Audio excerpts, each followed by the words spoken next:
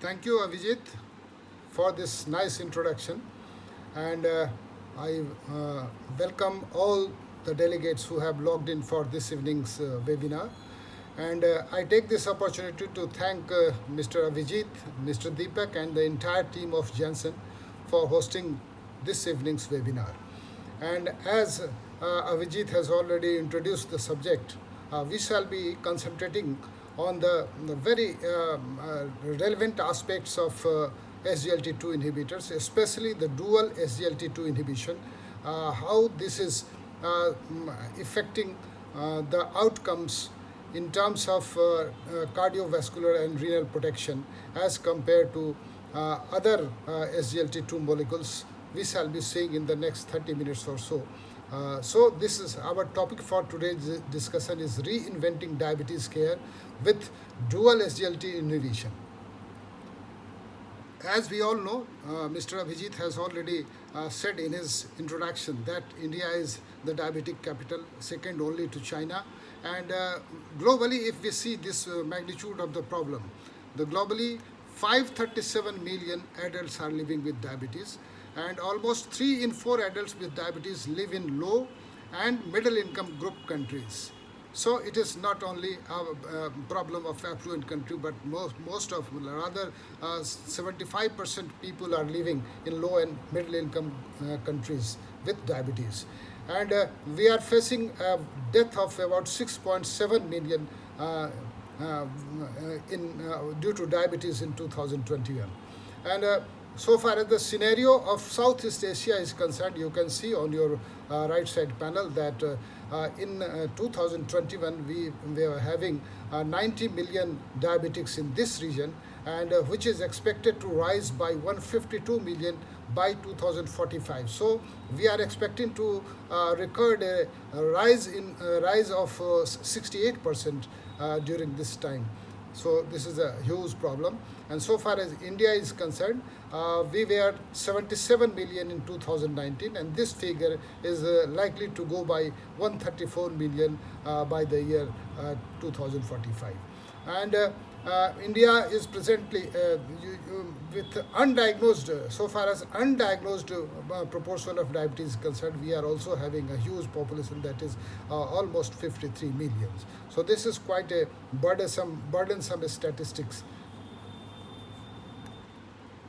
And we all know that diabetes mellitus is a cardiovascular equivalent, and it has a dangerous liaison, type 2 diabetes mellitus and cardiovascular disease.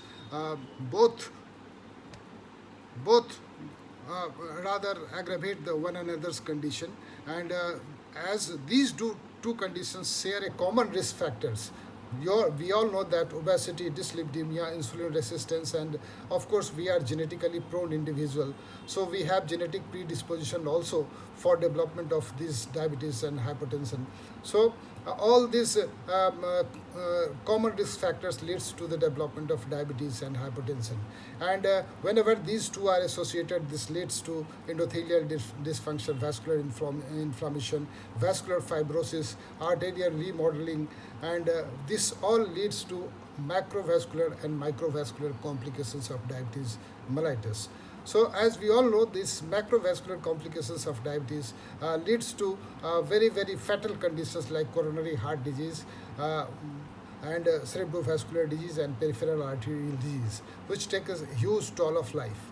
And diabetes is the leading cause of kidney failure also. So this is a US data that you are seeing on your screen, and this shows the uppermost line shows the number of diabetic kidney cases associated with diabetes, and it tops the list. You can see almost 50,000 people with diabetes had this CKD in US, and this is data compilation from 1980 to up to 2010 that you are seeing here.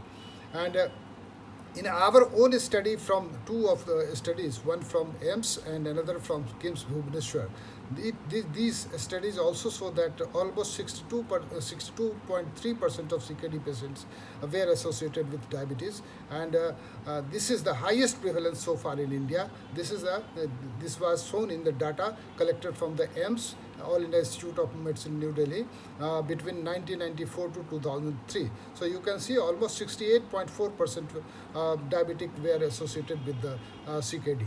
And in another data from KIMS Bhubaneswar, almost 56.2% were associated with this diabetes mellitus. So, and examining the impact of obesity on health, we know that type 2 diabetes mellitus and obesity almost they are synonymous. And more so as 90%, more than 90% of patients with type 2 diabetes mellitus are overweight or obese with a BMI of more than 25. And American Heart Association Scientific Statement 2021 says that excess visceral adiposity is an independent risk factor for poor cardiovascular outcome. And body mass index and all cause mortality was examined in a large meta-analysis of 239 prospective studies in 4 countries, and it was shown that the association of both overweight and obesity with higher all-cause mortality were broadly consistent in 4 continents. This finding supports strategies to combat the entire spectrum of excess adiposity in many populations. So, this background, let us examine the how SGLT inhibitors have changed the paradigm of type 2 diabetes mellitus management. Of course, we know that since the introduction of this group of molecules about 10 years back, we are seeing very promising results so far as the cardiovascular and renal protection are concerned. ADA 2029 regarding this cardiovascular disease and risk factors, you can see this there is reduction in diabetes complications, means that we have to the management rests on the 4 pillars. These 4 pillars, that is glycemic management, blood pressure management, lipid management, and we must employ agents with cardiovascular and kidney benefits. So, the 4 pillars of type 2 diabetes mellitus advocated by American Diabetic Association, and of course lifestyle modification and diabetic education should go hand in hand. And earlier, how there is a paradigm shift in the management of type 2 diabetes mellitus. Earlier, we were only thinking about the cardiotoxicity of the anti-diabetic agents, but now we are more concerned that our agent that we employ in the management of type 2 diabetes mellitus should be cardio and renoprotective. It should not be only not cardiotoxic, but it should rather have the property of cardio and renal protection. So it has moved from toxicity like rosiglitazone and pioglitazone and sexagliptin also have been shown to increase the risk of heart failure in the study, and some sulfonylurea, especially the old generation sulfonylurea, are also notorious of causing cardiotoxicity. So from that we came to move to cardio-safe or cardio-neutral with a molecule like sitagliptin, linagliptin, and metformin. Then SGLT2 inhibitors introduction in the armamentarium of treatment of type 2 diabetes mellitus, and further introduction of GLP-1 receptor agonists gave us additional cardio protection. But this additional renal protection is also being offered by this group of molecules, that is SGLT2 inhibitors, and we shall be rather concentrating on this molecule also. So it is very aptly said that SGLT2 inhibitor is the statin of the 21st century. We know that since the introduction of a statin, which has a rather very pleiotropic, not only it lowers the cholesterol level, LDL cholesterol level, but it has several cardioprotective effects, that is very beneficial effects on the vascular health. Likely the statins and SGLT2 inhibitors is offering a host of other benefits that we shall be examining in the next slides.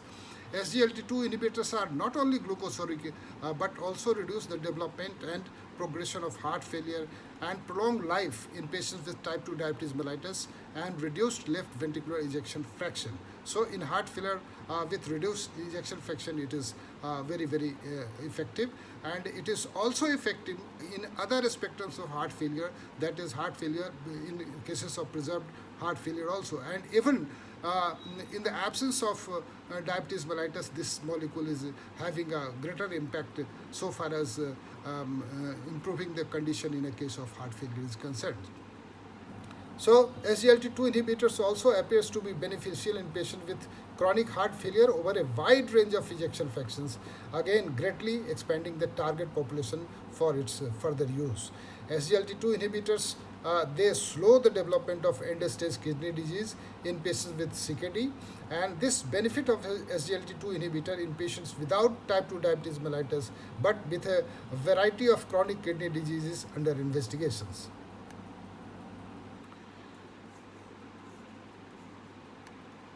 From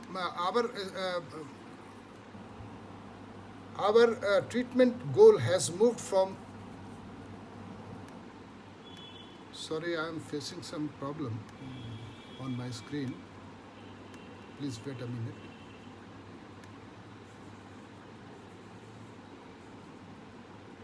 Net connection.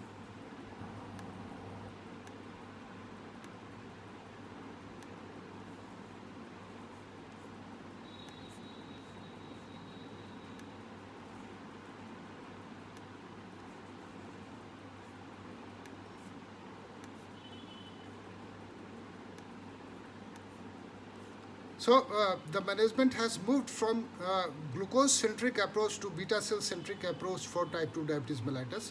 And functional, we know that this earlier we were concentrating on the plasma glucose or level and glycated hemoglobin level, and now the future aim of our management will be to preserve beta cell function also. So preserving beta cell function is also an important our goal of treatment. Functional beta cell mass is reduced in patients with type 2 diabetes mellitus irrespective of the presence or absence of obesity, resulting in increased workload of residual beta cells. Beta cell centric concept of type 2 diabetes mellitus emphasizes the importance of preservation of beta cell rather than lowering glycated hemoglobin only. So SGLT2 inhibitors have a beta cell mass protective effect. And this is quite familiar slide that we are seeing while discussing diabetes, and this shows the ADA 2021 recommendation and ADA 2022 recommendation regarding the use of SGLT2 inhibitors. And we all know that the first line therapy used to be metformin, and along with this comprehensive lifestyle management, that is weight management and physical activity, etc. But with indications of high risk or established atherosclerotic cardiovascular disease, or the presence of chronic kidney disease, or the presence of heart failure, we must consider independently of glycated hemoglobin level or individualized A1C target or metformin use, the first line therapy should be in these cases should be either SGLT2 inhibitors with proven cardio safety or GLP-1 receptor agonist with proven cardio or renal safety.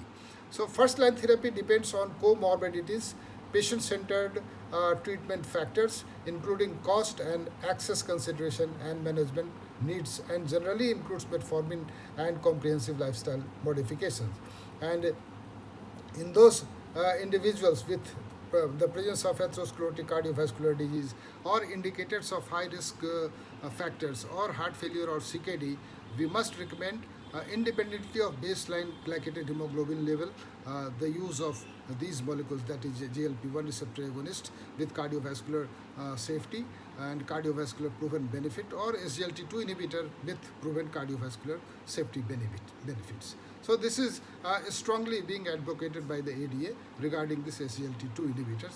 Other recommending bodies like European Society of Cardiology 2021 guidelines on use of SGLT2 inhibitors in cardiovascular disease prevention. This also advocates that in category of patients having type 2 diabetes mellitus without established atherosclerotic cardiovascular disease or with severe target organ damage, the prevention goal step 1 is that you should stop smoking, and lifestyle optimization should be there, and we must reduce systolic blood pressure to less than 140, down to 130 milligram millimeter of mercury if tolerated. The LDL cholesterol should be lower than 100 milligram per deciliter, and glycated hemoglobin should be below 7%. And in the step 2, we must intensify our treatment, and with systolic blood pressure go less than 130, LDL cholesterol go less than 70 milligram, and SGLT2 inhibitors or GLP-1 receptor should be recommended in step 2 approach. And with established atherosclerotic cardiovascular disease and or severe target organ damage, we must advise to stop smoking, and lifestyle optimization must be done. And systolic blood pressure, as told earlier, should be less than 140, if tolerated 130. Then LDL cholesterol less than 70 milligram per deciliter in the presence of atherosclerotic cardiovascular disease. Glycated hemoglobin should be less than 8%. So glycated hemoglobin targeted a bit relaxed. It should not be rather very stringent, because it is counterproductive. And moreover, if perchance hypoglycemia is there, it can further aggravate the cardiovascular illness. So SGLT2 inhibitors or GLP-1 receptor agonist is advocated in this category, and antiplatelet therapy in cardiovascular diseases should be also recommended in level 1. And step 2, systolic blood pressure less than 130, LDL cholesterol up to 55 milligram per deciliter, and this SGLT2 inhibitor or GLP-1 receptor agonist should be instituted, if not already, on these medicines. And we may additionally consider novel upcoming treatment like dual antiplatelet treatment, dual pathway inhibitor, colchicine, and icosapentaenoic acid, etc. So another guidelines, that is cardiology guidelines recommendation regarding SGLT2 inhibitor for treatment and prevention of heart failure. You can see this is earlier we used to manage our patients with heart failure with reduced ejection fraction to reduce mortality for all patients, AC inhibitor, and this angiotensin receptor and naphthalene inhibitor, then beta blockers, mineralocorticoid antagonist, and SGLT2 inhibitors. And recommendations for prevention of chronic heart failure is that treatment of hypertension is recommended to prevent or delay the onset of heart failure and to prevent heart failure hospitalization. Treatment with statins is recommended in patients at a high risk of cardiovascular disease or with cardiovascular disease in order to prevent or delay the onset of heart failure and to prevent heart failure hospitalization. And SGLT2 inhibitors like canagliflozin, dapagliflozin, empagliflozin, ertugliflozin, sotagliflozin, they are all recommended in patients with diabetes at high risk of cardiovascular disease or with cardiovascular disease in order to prevent hospitalization. Another 2021 European Society of Cardiology recommendation, you can see, in person with type 2 diabetes mellitus with atherosclerotic cardiovascular disease, the use of a GLP-1 receptor agonist or SGLT2 inhibitors with proven outcome safety is recommended to reduce cardiovascular safety and cardiorenal outcome. So this is quite a bold recommendation. It is class 1A. And in patients with type 2 diabetes mellitus and target organ damage, the use of SGLT2 inhibitors or GLP-1 receptor agonist with proven outcome benefit may be considered to reduce future cardiovascular and total mortality. In a group of patients with type 2 diabetes mellitus and CKD, the use of an SGLT2 inhibitor is recommended to improve atherosclerotic cardiovascular disease and or cardiorenal outcomes. So even in patients with type 2 diabetes mellitus and CKD, the SGLT2 inhibitors are supposed to improve this atherosclerotic cardiovascular and cardiorenal outcomes.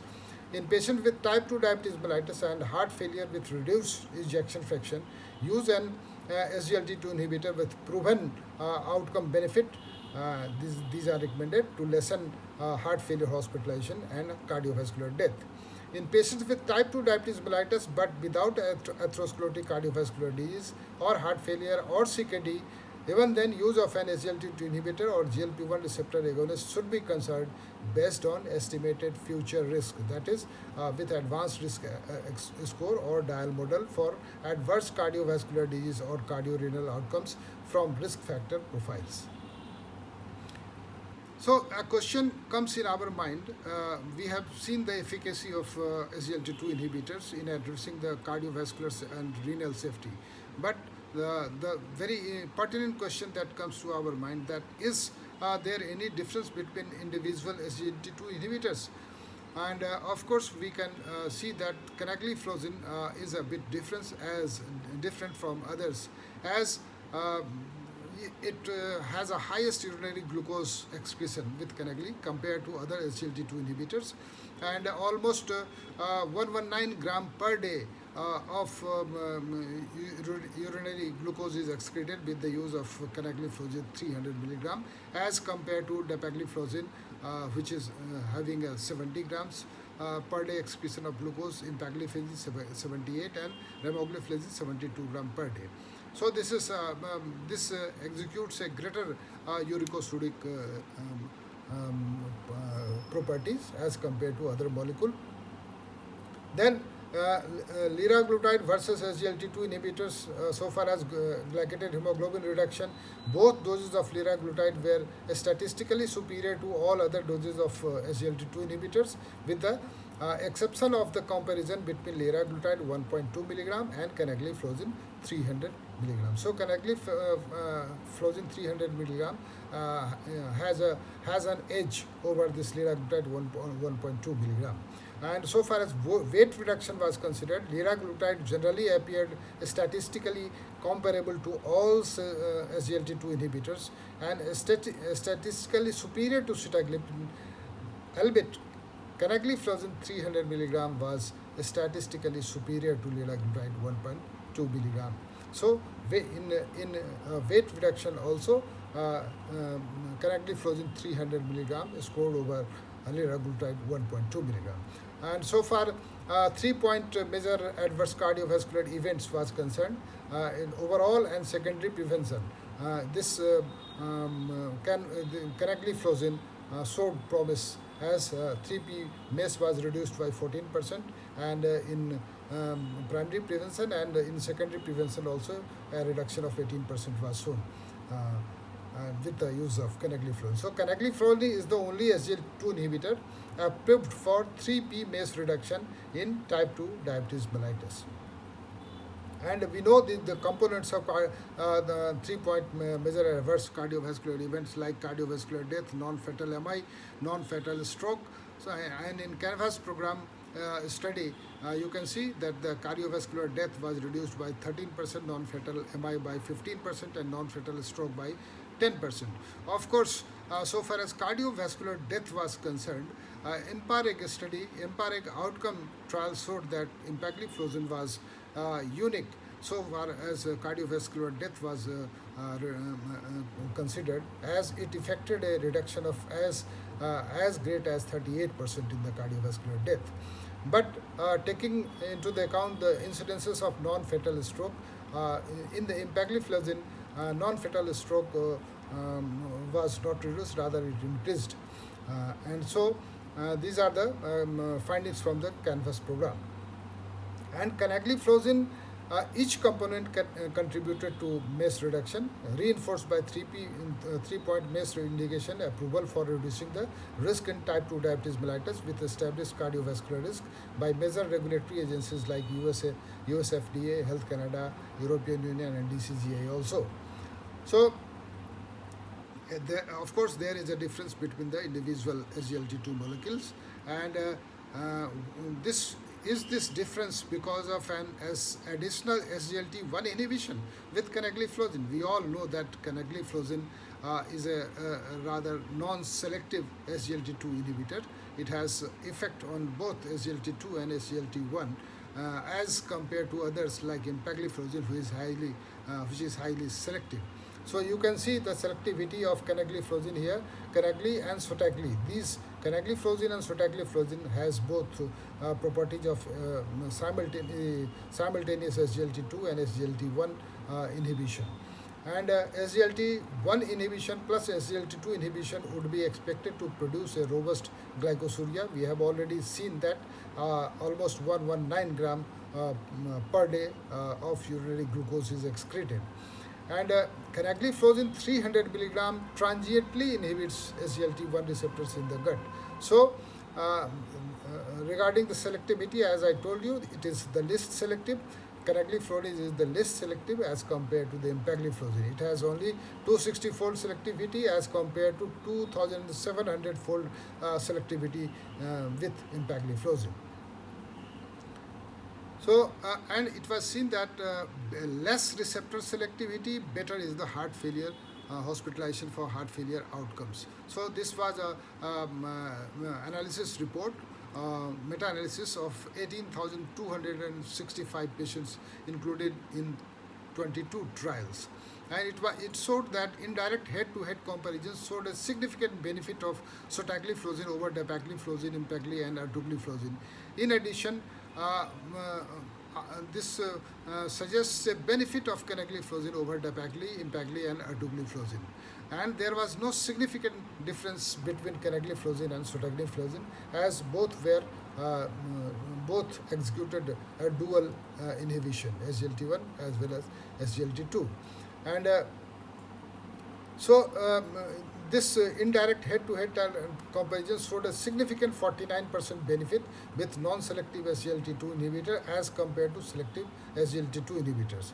And meta-regression analysis revealed a decreasing benefit on the primary outcome with increasing selectivity of SGLT2 inhibitors. So, meta-regression analysis show a decreasing benefit on heart failure events with increasing receptor selectivity of SGLT2 inhibitors. So, it has been deduced from these meta-analysis that increase in SGLT2-1 receptor selectivity reduces benefit on hospitalization for heart failure or cardiovascular death. So, let us recapitulate the mechanism of action of canagliflozin. So, to say all these SGLT2 inhibitors, and we already know that this is a dual SGLT2 inhibitor. Both SGLT1 and SGLT2 inhibition is effected with the use of canagliflozin. And this inhibits glucose absorption in the small intestine, as well as this prevents the reabsorption of glucose from the proximal part of the proximal convoluted tubule along with the sodium. So this affects its inhibition of intestinal absorption of glucose inhibits gives rise to increase in GLP-1 level, and it also gives rise to this peptide PYY level, and so the this combined action gives rise to a decrease in postprandial glucose. And by this uricosuric effect, there is increased urinary glucose excretion. This reduces fasting plasma glucose, and also with the reduction in the fasting plasma glucose, overall postprandial plasma glucose is also reduced, and all this results in the reduction in the glycated hemoglobin level. So this is the mechanism of action that we are familiar with, that all these SGLT2 inhibitors exhibits as a class effect. And canagliflozin has shown significantly lowering of renal threshold for glucose excretion. You can see here that canagliflozin lowers the renal threshold for the glucose, and even at a as low level of 75 milligram per deciliter gram per deciliter, it shows this glucose effect as compared to non-diabetic and those with type 2 diabetes, which has a higher renal threshold for glucose. And intestinal SGLT2 inhibition and its effect were studied, and This showed that this group, canagliflozin, delayed glucose absorption in the distal small intestine, and consequently increased GLP-1 secretion by L cells was affected, and which are mostly located in the cecum. And this delayed glucose in the colon, where it could promote changes in the microbiota, and this led to increased production of SCFA that further leads to GLP-1 release. So GLP-1 release is affected with the SGLT1 inhibition, and as you can see from this data from studies, that 35% increase in endogenous GLP-1 level was affected with the use of intestinal SGLT1 inhibition with the use of canagliflozin. And benefits of raised GLP-1 level, we know that GLP-1 is a natural suppressor of thrombosis, and it also reduces gastric mortality. It induces early satiety also, so inhibits larger intake of food and further aggravating the weight issue. And it inhibits glucagon secretion. It augments insulin secretion also, and of course expansion of beta cell mass is affected with the use of these molecules.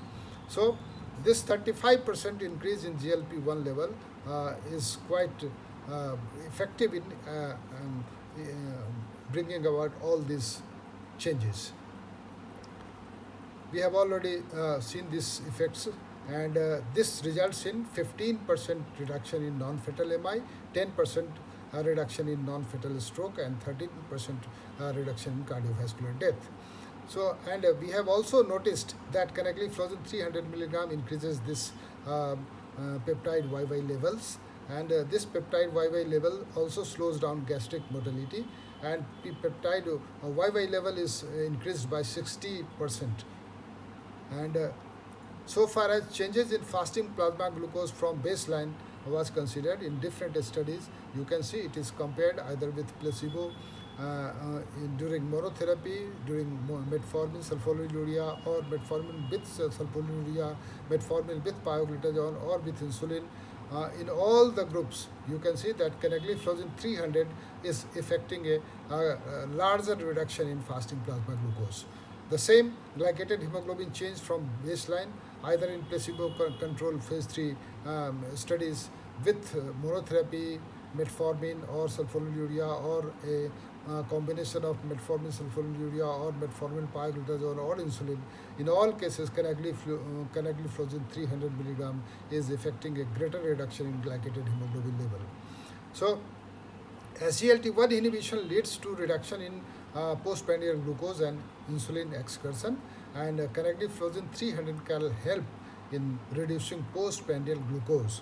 And data shows that reduced intestinal glucose absorption by 31% over the first hour and 20% over the first to second hour after meal is there with this use of this molecule. Reduced glucose and insulin excretion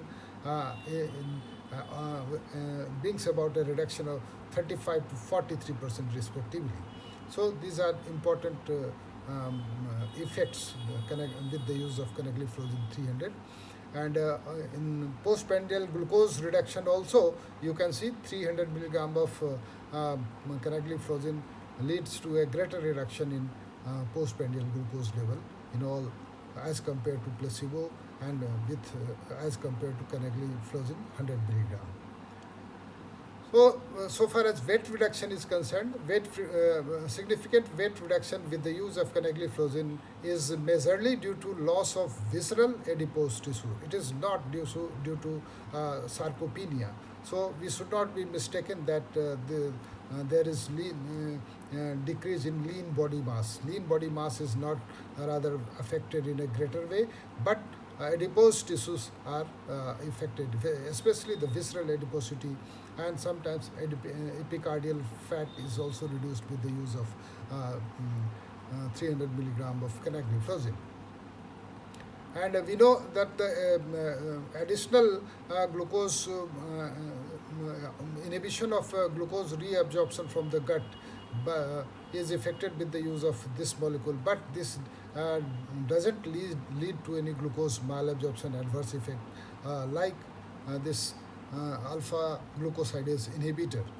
And safety profile, if we examine all in Indian population and in overall population, all these parameters like any adverse effect or adverse effect leading to discontinuous, adverse effect related to study drugs or serious adverse death, selected adverse effect like UTI, genital mycotic infection, osmotic diuresis related adverse effect or volume depleted related adverse effect, they all are rather less, both in overall population as well as in Indian subgroups. So, and adherence to canagliflozin 300 milligram, if we examine vis-a-vis GLP-1 receptor agonist, it is better as compared to GLP-1 receptor agonist. You can see at the end of 12 months, it was 65% as compared to GLP-1 receptor agonist. So, adherence is also good with the use of this molecule in 300 milligram strength. Effects of canagliflozin on cardiovascular and renal outcomes in CANVAS program, different parameters or like MACE, heart failure hospitalization, cardiovascular death and heart failure hospitalization, albuminuria progression, renal outcome, cardiovascular death, overall death, they all, this CANVAS study showed a significant proportion of participants who received the canagliflozin 300 milligram dose, and they all, these parameters were less with the use of canagliflozin. And we all are quite familiar with the mechanism of cardiovascular and renal benefits of SGLT2 inhibitors. Just to recapitulate, this glycosuria affects negative calorie balance, so total body mass is decreased. This also decreases epicardial fat and leads to a greater or rather improved cardiac contractility, which is a beneficial effect in failing heart. And glycosuria further leads to a reduction in glycated hemoglobin, and this reduces inflammation and glucose toxicity. And with the uricosuric effect, the decrease in plasma uric acid is also affected, and this leads to decrease in atherosclerosis. And with the natriuresis and loss of volume leads to lowering of the blood pressure also, and this leads to reduction in the arterial stiffness, and these all effects combinedly contributes to cardiac and renal protection. And so far leading to natriuresis, regarding natriuresis improves this tubuloglomerular feedback also, and this afferent arteriolar constriction is also decreased, leading to decreased intraglomerular hypertension and decreased hyperfiltration. And plasma volume is reduced, so there is a load on less stretch on the myocardium, leading to less incidences of ventricular arrhythmia. And this all overall, and of course, there is no sympathetic nervous system activation with the use of these molecules. So ADA 2020 for only CANA and IMPA show benefit in type 2 diabetes mellitus and atherosclerotic cardiovascular disease. So in this condition, that is diabetes mellitus, associated with either established atherosclerotic cardiovascular disease or having a high risk of cardiovascular disease. In these cases, SGLT2 inhibitors, of course, remains a drug of choice, and all these effects have been summarized here. You can see that it has intermediate efficacy so far as glycated hemoglobin reduction is concerned. Hypoglycemia is virtually not non-existent with the use of this molecule. Weight reduction is of course there, a considerable amount of weight is reduced. And cardiovascular benefit, all this empagliflozin and canagliflozin has shown a great promise. Empagliflozin affecting a 38% reduction in cardiovascular death, and canagliflozin addressing the all components of this 3P MACE. And so far as heart failure benefits are concerned, all these groups of molecules, that is Impagli, Calangli, Dapagli and Ertugli, they all have shown great promise. And of course, cost is a bit high, but gradually we expect that this prices will be slashed further, and this will be rather within the reach of average patients also. And of course, the route of administration being oral makes it more convenient for use and compliance. And so far as progression of diabetic kidney disease is concerned, it has a better impact so far as, and the canagliflozin, empegli and dapegli both have cardiorenal and renal safety issues. But of course, level warning must be studied, and we must consider its use. And glucose lowering effect is lower for SGLT2 inhibitors at lower estimated GFR levels. So, in grossly diseased kidney status, this molecule is not so much effective, as you know that this SGLT2 inhibitors acts only through the intact renal mechanism. That intact renal tubular function must be there. And a grossly deranged renal tubular function is rather counterproductive and will not be effective for the use of SGLT2 inhibitors. So far as indications for the canagliflozin, if we examine, it can be used as an adjunct to diet and exercise to improve glycemic control in adults with type 2 diabetes mellitus. And it can also be used to reduce the risk of major adverse cardiovascular events like cardiovascular death, non-fatal myocardial infarction, and non-fatal stroke in adults with type 2 diabetes mellitus and established cardiovascular disease. It can also be indicated in cases to reduce the risk of end-stage kidney disease and reduce the incidences of doubling of serum creatinine and preventing cardiovascular death and hospitalization for heart failure in adults with type 2 diabetes mellitus and diabetic nephropathy with albuminuria more than 300 milligram per day. So these are some rather broader indications for use in cardiovascular and renal cases. So, to summarize, diabetic management now needs a multidisciplinary approach. We have there is a paradigm shift in the management of type 2 diabetes mellitus. We are not looking only for not cardiotoxic or lesser cardiotoxic or say cardio safety, but we want to improve the cardiac and renal status of our diabetic patients. So it has our target of treatment and goals have rather shifted. And SGLT2 inhibitors have changed the paradigm of type 2 diabetes mellitus management. And especially dual SGLT2 inhibition provides additional benefits of better glycemic and metabolic control along with cardiovascular protection. And canagliflozin is the only SGLT2 inhibitor which has got approval for 3P MACE risk reduction and diabetic kidney disease prevention in type 2 diabetes mellitus. Thank you very much for giving me a patient hearing.